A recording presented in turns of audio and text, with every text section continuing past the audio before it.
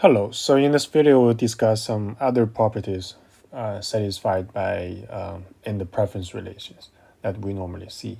Okay. So the first property for the preference relation that we're going to discuss today is the homothetic preference. Okay. So this would be the definition of the textbook 3.b.6. So we say that so a homothetic preference, it has to be a monotone preference relation. Okay, so we say that a monotone preference relation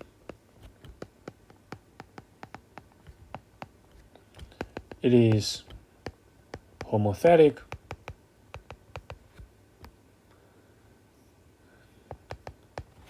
if all different sets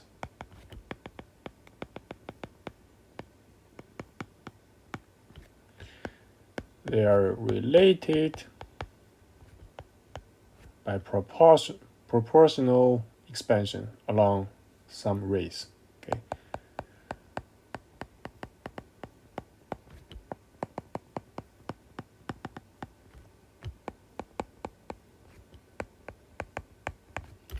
Okay, so in other words, if x indifferent to y, then if we multiply any non-negative number to x and y, we have alpha x is still indifferent to alpha y. Okay, this is for any alpha. Okay, so now let's have a look on this little figure to help us to further illustrate this idea. So this would be x1 and x2 here. Okay, so let's suppose we have some monotone preference, and let's suppose we have two rays here. Okay, from the origin, and let's say if this is x. Okay, and suppose this is 2x. Okay, and if this is y, and this has to be 2y. Okay, so if we multiply x and y by 2, and they have to be still on the same indifference curve, right? Indifference set. Okay, so that's a very straightforward idea, which is called homothetic, and this is actually a very special requirement, right? So sometimes we might see homothetic preference, but sometimes not. Okay, good. So this would be something useful for us to know. Okay, so the next one would be called quasilinear preference. Okay, so this would be definition 3.b.7. Okay, so we say that a preference relation on some big X. So this big X would be in one dimension, it will be from minus infinity to positive infinity. And for other dimensions, this will be positive real numbers and in L-1 dimensions. Okay. So if we have two dimensions as before, so let's suppose X, let's just suppose that X will be the first dimension here, goes from minus infinity to plus infinity, and the Y dimension will be, or the X2 dimension will be the just the positive number, real number. Okay, so this preference relation is quasi-linear. So quasi-linear means it looks like linear, but not quite. Okay, so it is in linear, sort of linear in one dimension. Okay, with respect to, let's say, commodity or good 1. Okay, And in the textbook, we can see that this is called numerator commodity. Okay, it's sort of like the multiplier. Okay, it's just some name. And if so, what are the conditions for this definition? So the first one would be such that all the indifferent sets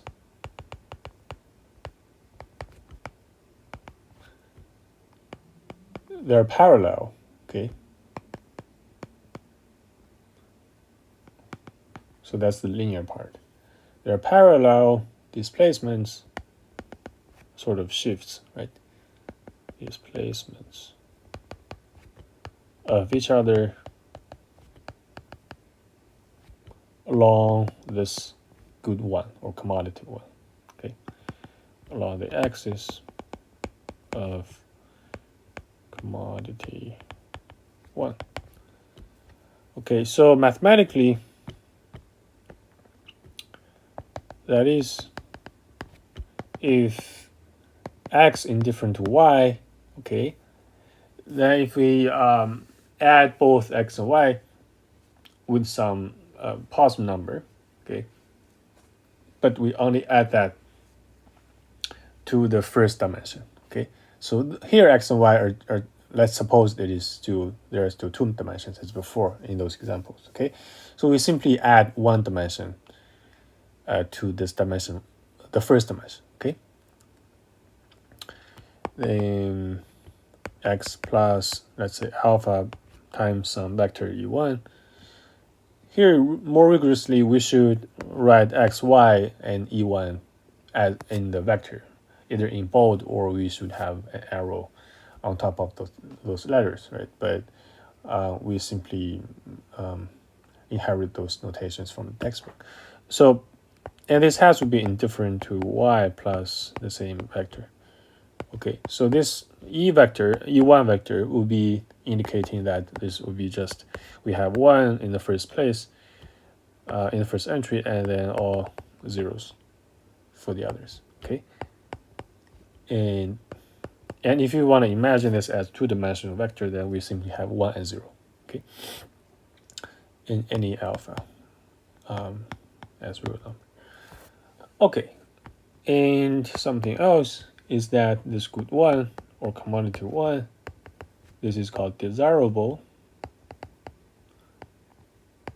Okay, so that is, we still want more x. Okay, so it's commodity one is good, not bad. Okay, so that is x plus alpha e1 is still strictly preferred to x itself.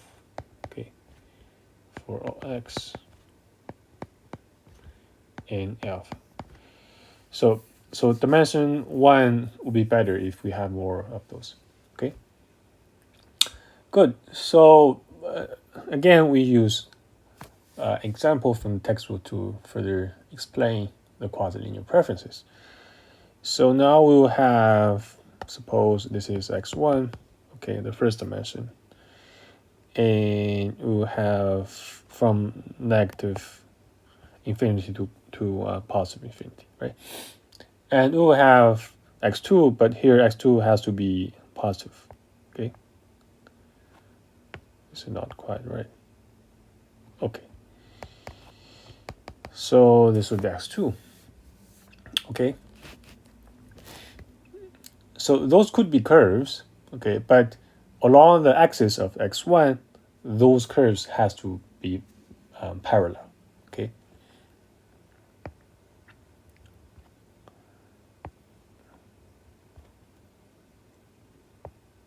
Okay, all right. Okay, good. So now you get this idea. Okay, so this is called quasi-linear preference, and we might see some implications or some further examples in the later analysis when we introduce utilities, okay, or our more complicated scenarios. Okay, all right. So the last a property that we are going to introduce before we introduce utility regarding the preference would be the continuity. Okay, so the continuous preference relation. Okay, so before we formally define the continuity, so now let's have a brief look on one sort of example of a specific preference relation, which is called lexicographic preference. Okay, and we might have mentioned this before, but here we would like to have a quick review of that. Okay, lexicographic preference relation.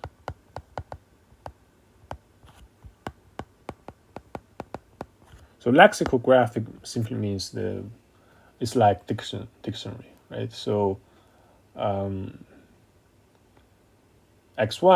and x2, those two dimensions, they have different importance. Okay, so here in this example, we will say that. So let's assume this big X would be still two-dimensional real space. Okay, and still in the positive reals. Okay, so we define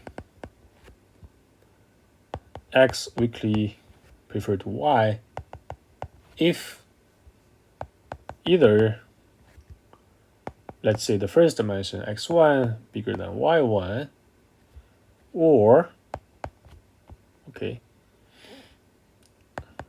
they are the same in the first dimension, but so this is a sentence together. Okay, so the either and or, those are two different sentences, and x2 bigger than y2.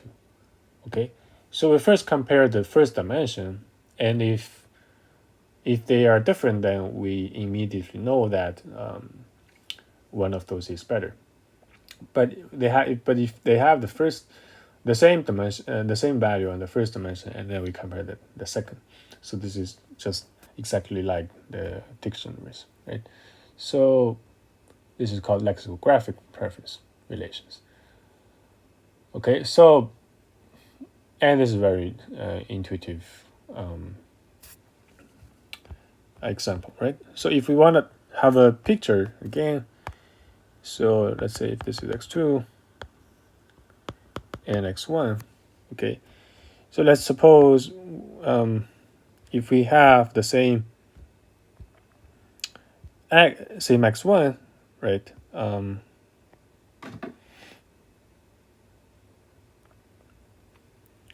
then those in different sets have to be a straight line going up, right? And this goes all the way up to infinity, right? And now you might see some problem, right? So it doesn't end, right? Okay, so if we slightly increase to any point to the right of x1, then this point will be immediately better than, strictly better than any of those points on the previous straight line, right? With the lower x1. So we'll have another straight line here, okay? And actually, we simply draw two lines of those, right? So in fact, there are infinitely many of those rays, right? Originating from the x1 axis, and those rays go up all the way to infinity in the x2 axis. Okay, good. So this is the lexicographic preference, and you might already see the problem here, right? So we mentioned that this cannot be presented by any utility functions, right? So and the main problem of this is that this is not a continuous preference, right? So now we're gonna have this definition of this continuity, and there we'll check if this satisfies the continuity or not. Okay, good. So let's define the continuity of the preference relation 3.c.1. Okay, so let's say that a preference relation on X, it is continuous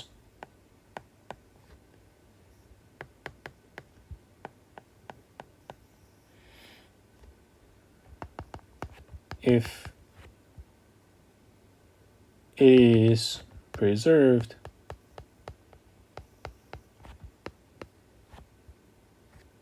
under limits. Okay.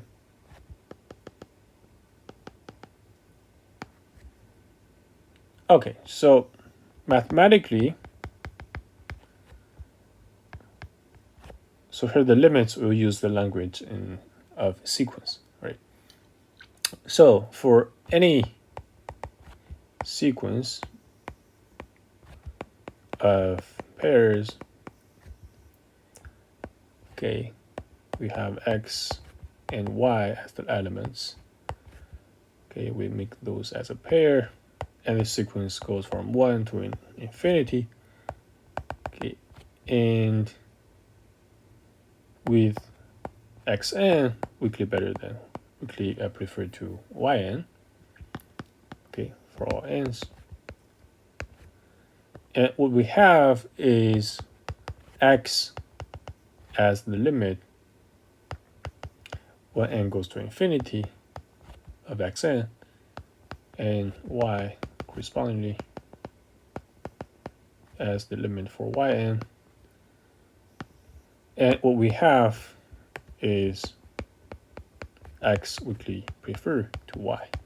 Okay, so if those sequences in the infinity, if they converge, right, in the infinity, and if those points xn and yn, we have this preference relation, and when they converge and in the limit, we still preserve this preference, and then this preference relation is called continuous. Okay, good.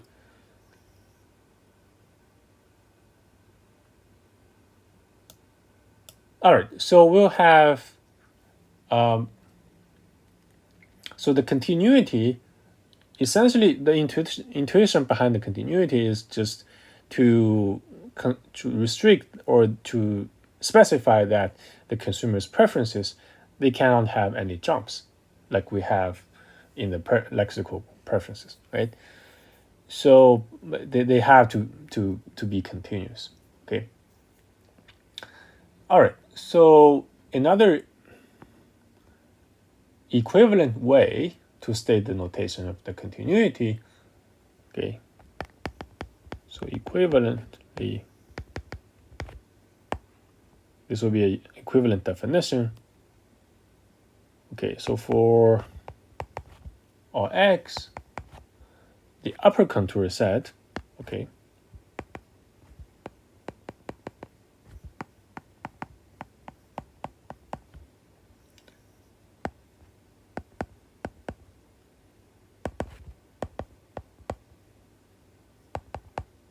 and lower contour sets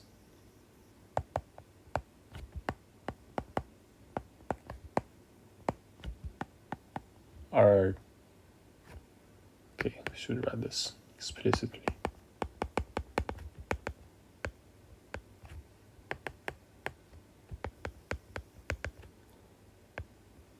Because we do not have the preference relation in the other way around, right? But it doesn't matter. Okay. If the upper contour set and lower contour sets, not sets, it should be set, right? Okay. So those two contour sets are both closed sets. Okay. So their complements are open sets. So if those are closed sets, so it means, so the closed sets mean simply, okay, we should write some notation here. So open or closed sets, they have very rigorous definitions in mathematics, but intuitively, closed means that including the boundaries. Okay, so this would be a very straightforward explanation. Boundaries. Okay, so they are both closed sets. Okay, good. So this would be a alternative or equivalent definition, but we won't get to prove this. Okay, so it's just something for us to know. Now let's go back to the lexicographic preference relation, and let's verify if it is continuous or not. Okay, and it turns out that yes and not yes, no. Lexicographic preferences, they're not continuous. Okay, indeed. So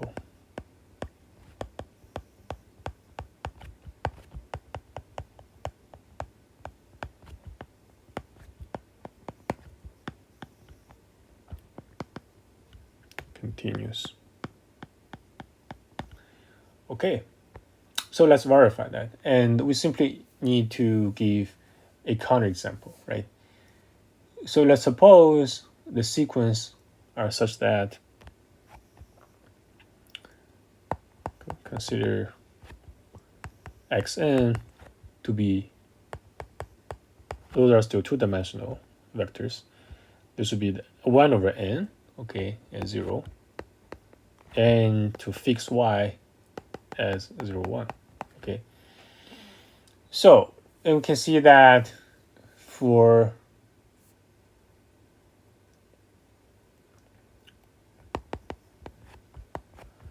every n, okay, we have xn is strictly preferred to yn, okay, because of the first dimension. But if we converge to the limit, if we approach the limit, and this yn becomes, it doesn't change, right? It's 0, 1. And what the xn becomes is this 0, 0, right? As n goes to infinity. So the first dimension becomes 0. And the former one will be strictly preferred to the latter one. Okay? So in other words, as long as the first component of x is larger than that of y, and x will be preferred to y, strictly preferred to y, even if the second dimension is much larger, right? It doesn't matter, right? Because of the definition of lexicographic. So, but as soon as the first components become equal, and only the second one are useful to compare, right? So here, it turns out that lexicographic preference is not continuous. And normally those preferences that we draw in those curves that we see before, those are normally continuous. Okay, but this lexicographic, this one will be very special. Okay, good. So that'll be the, I think those will be all the properties that we need to cover before we introduce the classical demand theory by using the utility functions to study those problems. Okay, study the decision problems for consumers. Okay, so that'll be everything for this episode. Good.